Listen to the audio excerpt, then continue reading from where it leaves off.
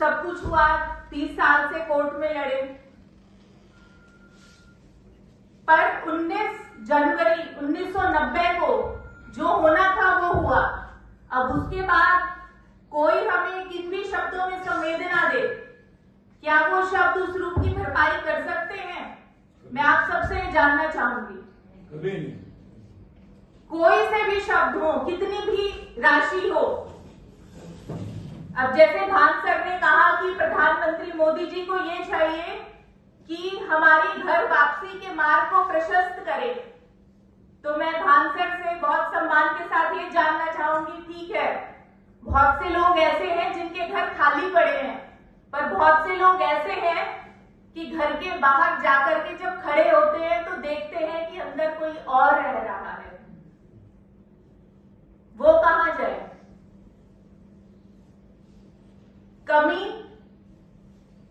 वहां रही कि हमारा जो नेतृत्व है वो कमजोर है, हमारी कम्युनिटी का नेतृत्व कमजोर है, और जो 34 साल पहले हुआ वो अब ना हो, उसका सबसे बड़ा जो हमें स्ट्रैटेजी, उसके लिए जो हमें सबसे बड़ा कदम उठाना होगा कि हमें अपनी कम्युनिटी के लिए ऐसे नेताओं को, ऐसे लीडर्स को तैयार करना होगा जो हमारी कम्युनिटी का प्रतिनिधित्व कर सके, क्योंकि शक्ति के बगैर, पावर के बगैर हमारी आवाज को पहुंचाने वाला, हमारे लिए डिसीजन लेने वाला कोई नहीं है।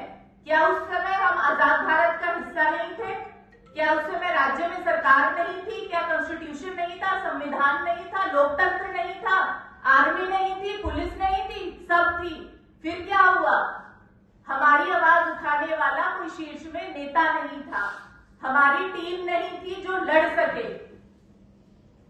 कुछ जो गुंडे थे, दरिंदे थे, वो हम पर हावी हो गए, लड़ना हमने छोड़ दिया था, पर उसके बाद भी हम फिर उठे, बढ़े, अपने आप को इस्टेब्लिश किया, सब कुछ छोड़ दिया, पर नहीं छोड़ा वो था अपना धर्म, अपने संस्कार, अपनी विद्या, जिसके बलबूते पर माइनॉरिटी, कंट्री की सबसे छोटी माइनॉरिटी होते हुए भी कभी माइनॉरिटी का ढोंग नहीं किया, कभी माइनॉरिटी का शोर नहीं मचाया, और आज कोई भी ऐसा संस्था नहीं है, कहीं पे भी ऐसी गवर्नमेंट की पोजीशन नहीं है, डिफेंस की पोजीशन नहीं है जहां पे हमारी कम्युनिटी के लोग नहीं है, घर से विस्थापित होने के बावजूद भी।